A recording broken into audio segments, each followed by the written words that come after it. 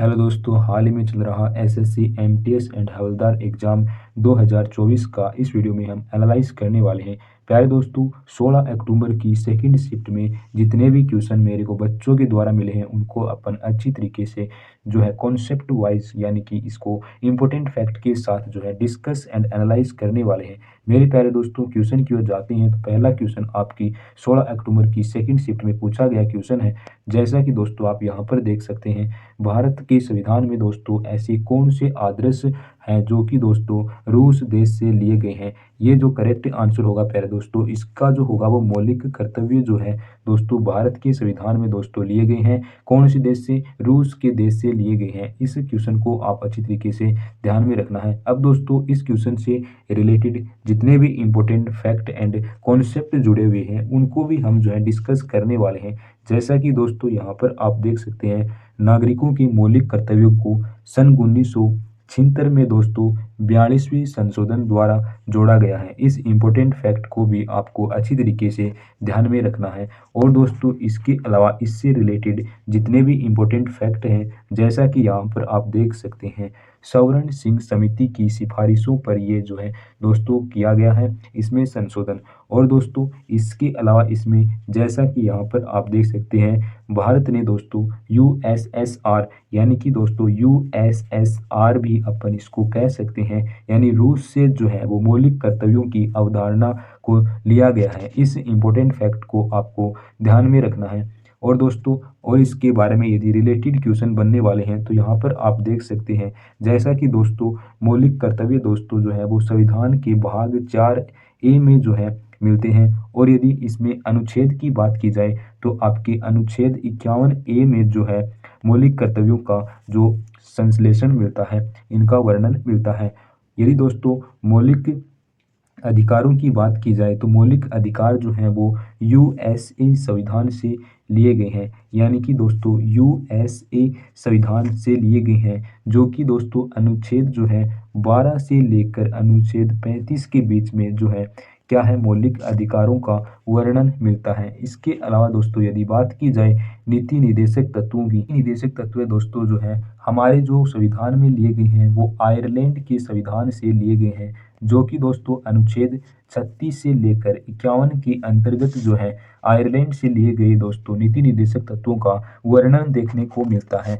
इसके अलावा दोस्तों यदि इसमें और इम्पोर्टेंट फैक्ट के साथ जाए तो इसमें इतने ही हमारी परीक्षा की दृष्टि से इम्पोर्टेंट फैक्ट बनते हैं। नेक्स्ट क्वेश्चन की ओर बढ़ते हैं प्यारे दोस्तों। नेक्स्ट क्वेश्चन आपसे पूछा गया क्वेश्चन है, जैसा कि यहाँ पर आप देख सकते हैं, अंतर्राष्ट्रीय क्रिकेट परिषद की सर गारफील्ड सोबर्स ट्रॉफी जो प्राप्त करने वाली प्रथम भारतीय कौन था, उसका हमसे नाम पूछा गया है। उनका जो सही करेक्ट आंसर होगा वो क्या होगा दोस्तों? राहुल द्रविड़ जो है इसका बिल्कुल सही आंसर हो जाएगा।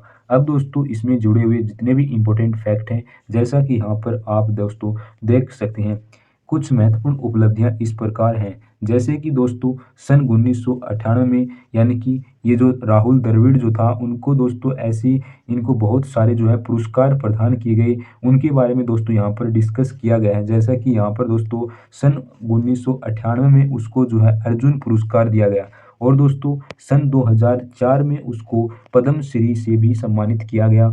सन 2013 में दोस्तों उनको जो है पद्म भूषण से भी सम्मानित किया गया था। इसी प्रकार से दोस्तों इसको जो है आगे भी बहुत सम्मानित किया गया था। जैसा कि दोस्तों यहाँ पर आप देख सकते हैं, सर गारफील्ड सोबर्स ट्रॉफी के बारे में यदि बात की जाए तो प्यारे दोस्तों ये जो ट्रॉफी होती है ना, ये पुरस्कार जो है वो अंतर्राष्ट्रीय क्रिकेट परिषद के द्वारा प्रदान किया जाता है। इस इम्पोर्टेंट फैक्ट को भी आपको अच्छी तरीके से ध्यान में रखना है। और दोस्तों उसके बाद में देखें, वार्षिक आईसीसी पुरस्कारों में से सबसे प्रतिष्ठित जो होती हैं ये दोस्तों सर गॉरफील्ड सोबर्स ट्रॉफी मानी जाती है। इस इम्पोर्टेंट फैक्ट को भी आपको ध्यान में रखना है। और दोस्तों नेक्स्ट क्वेश्चन की ओर बढ़ते हैं, और नेक्स्ट क्वेश्चन अपना क्या है, सन 2011 के अनुसार जो है जनगणना के अनुसार दोस्तों हमें बताना है कि भारत में ऐसा कौन सा राज्य है जिसका जनसंख्या घनत्व जो है वो राज्य है कौन सा है, सबसे कम वाला जनसंख्या घनत्व वाला राज्य होगा अरुणाचल प्रदेश। इसका बिल्कुल करेक्ट आंसर हो जाएगा। इस प्रकार से दोस्तों इसमें जितने भी इम्पोर्टेंट फैक्ट हैं उन सभी के बारे में हम डिस्कस करने वाले हैं। जैसा कि दोस्तों यहाँ पर आप देख सकते हैं, कम जनसंख्या घनत्व वाले राज्यों के अंतर्गत दोस्तों सिक्किम हो गया मिजोरम, और दोस्तों अंडमान और निकोबार द्वीप समूह दोस्तों एक केंद्र शासित प्रदेश है। ये भी दोस्तों क्या है, कम जनसंख्या घनत्व वाले राज्यों के अंतर्गत आते हैं। इसके अलावा दोस्तों यदि बात की जाए उच्चतम जनसंख्या वाले घनत्वों के बारे में, तो उसमें जो है अब भारत का कौन सा राज्य आता है, भारत का बिहार राज्य जो है उच्चतम जनसंख्या घनत्व वालों क्षेत्रों में आता है। सन 2011 की जनगणना के अनुसार दोस्तों ये बताया गया है। इसी प्रकार से प्यारे दोस्तों जितने भी आपके अगले क्वेश्चन पर बढ़ते हैं, जैसा कि यहाँ पर दोस्तों आप यहाँ पर देख सकते हैं, कुचिपुड़ी भारत के किस राज्य की शास्त्रीय नृत्य शैली है। मेरे प्यारे दोस्तों इसका जो करेक्ट आंसर होगा वो क्या होगा, आंध्र प्रदेश जो है वो भारत का ऐसा राज्य है जिसमें कुचिपुड़ी जो है वो शास्त्रीय नृत्य शैली का प्रदर्शन किया जाता है। इस इम्पोर्टेंट फैक्ट को भी आपको अच्छी तरीके से रिमेंबर कर लेना है। इसके अलावा दोस्तों यदि बात कर ली जाए अगले इम्पोर्टेंट फैक्ट की, जैसा कि दोस्तों यहाँ पर आप देख सकते हैं, मृदगम, झांझ, वीणा, बांसुरी और तबूरा कुचिपुड़ी के पारंपरिक वाद्य यंत्र जो है वो माने गए हैं। इस इम्पोर्टेंट फैक्ट को भी आपको अच्छी तरीके से ध्यान में रखना है। नेक्स्ट क्वेश्चन की ओर बढ़ते हैं प्यारे दोस्तों। नेक्स्ट क्वेश्चन यहाँ पर आप देख सकते हैं, संविधान में संसद की संशोधन करने की जो शक्ति और जो संशोधन करने की जो प्रक्रिया होती है दोस्तों, वो कौन से अनुच्छेद से अंतर्गत आती है, कौन से अनुच्छेद के तहत होती है। इसका जो सही आंसर होगा वो क्या होगा, जैसा कि यहाँ पर आप देख सकते हैं, अनुच्छेद 368 के अंतर्गत जो है इसको संबंधित किया गया है। अब दोस्तों नेक्स्ट क्वेश्चन की ओर बढ़ते हैं, और नेक्स्ट क्वेश्चन अपना क्या है,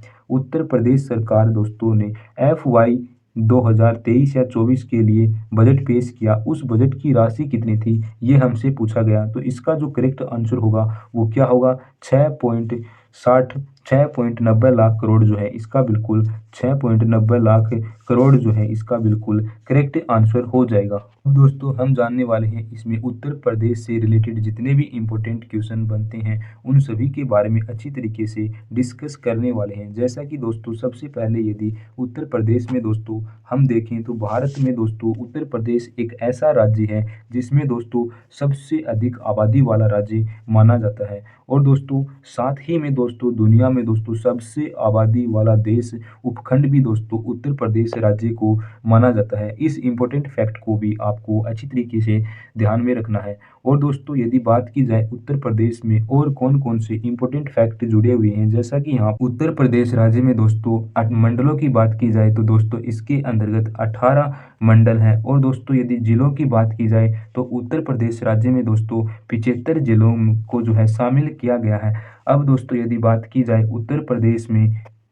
उत्तर प्रदेश में दोस्तों अर्थव्यवस्था की यदि बात की जाए तो उत्तर प्रदेश की अर्थव्यवस्था जो है वो भारत में सबसे बड़ी दोस्तों तीसरे नंबर पर जो है वो राज्य की अर्थव्यवस्था मानी गई है। इस इम्पोर्टेंट फैक्ट को भी आपको अच्छी तरीके से ध्यान में रखना है। नेक्स्ट दोस्तों यदि बात की जाए उत्तर प्रदेश राज्य में दोस्तों राज्यपाल की यदि बात की जाए तो राज्यपाल जो है उत्तर प्रदेश की आनंदीबेन पटेल हैं दोस्तों। और यदि उत्तर प्रदेश राज्य के दोस्तों राज्य पक्षी की बात की जाए तो उसके राज्य पक्षी हैं कौन, सारस हैं। और दोस्तों उत्तर प्रदेश राज्य की राजधानी की बात की जाए तो उत्तर प्रदेश की राज्य की राजधानी जो है वो लखनऊ है। इस इम्पोर्टेंट फैक्ट को भी आपको अच्छी तरीके से ध्यान में रखना है। और दोस्तों बहुत सारे इम्पोर्टेंट क्वेश्चन जैसा कि दोस्तों यहाँ पर आप देख सकते हैं, उत्तर प्रदेश राज्य के जो मुख्यमंत्री हैं, आई होप सभी साथी जो है जानते होंगे।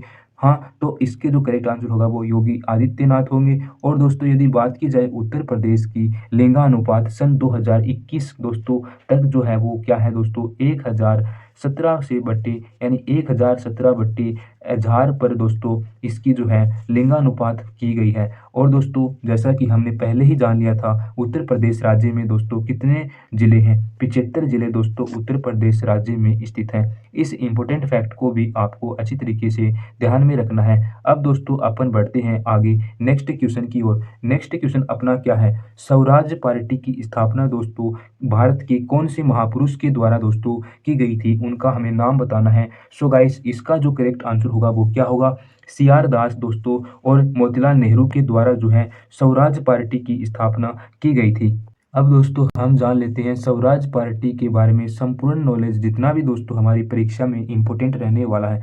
जैसा कि दोस्तों यहाँ पर आप देख सकते हैं, स्वराज पार्टी की स्थापना जो हुई थी वो सन 1923 में हुई थी दोस्तों। इस इम्पोर्टेंट फैक्ट को आपको अच्छी तरीके से ध्यान में रखना है। और दोस्तों यदि बात की जाए स्वराज पार्टी में दोस्तों जो पहला अधिवेशन हुआ था वो कहाँ पर हुआ था? इलाहाबाद में दोस्तों हुआ था। इस इम्पोर्टेंट फैक्ट को भी आपको ध्यान में रखना है। और दोस्तों यदि बात की जाए स्वराज पार्टी के जो पहले अध्यक्ष जो थे वो कौन थे दोस्तों? इस इम्पोर्टेंट फैक्ट को भी ध्यान में रखना है। जैसा कि दोस्तों CR दास जो थे वो स्वराज पार्टी के पहले अध्यक्ष थे। अब दोस्तों यदि बात की जाए यहाँ पर स्वराज पार्टी के यदि सचिव की बात की जाए, यानी जो प्रथम जो सचिव जो था वह कौन था दोस्तों? इस इम्पोर्टेंट फैक्ट को भी आपको ध्यान में रखना है। मोतीलाल नेहरू जो थे दोस्तों स्वराज पार्टी के पहले जो है सचिव थे। इस क्वेश्चन को आपको अच्छी तरीके से ध्यान में रखना है। अब दोस्तों अपन जानते हैं इससे रिलेटेड जैसे कि और बहुत सारे इंपॉर्टेंट क्वेश्चन हैं। जैसा कि दोस्तों यदि आपसे पूछ लिया जाए पंजाब नेशनल बैंक के संस्थापक कौन है? मेरे प्यारे दोस्तों पंजाब नेशनल बैंक के संस्थापक जो थे वो कौन थे? लाला लाजपत राय दोस्तों थे। इसके अलावा दोस्तों यदि आपसे पूछ लिया जाए दोस्तों हरिजन सेवक संघ के संस्थापक जो थे उनका क्या नाम था दोस्तों? महात्मा गांधी जी जो थे वो हरिजन सेवक संघ के संस्थापक माने गए थे। इस इम्पोर्टेंट फैक्ट को भी आपको अच्छी तरीके से रिमेंबर कर लेना है। अब मेरे प्यारे दोस्तों इसमें आगे की ओर बढ़ते हैं।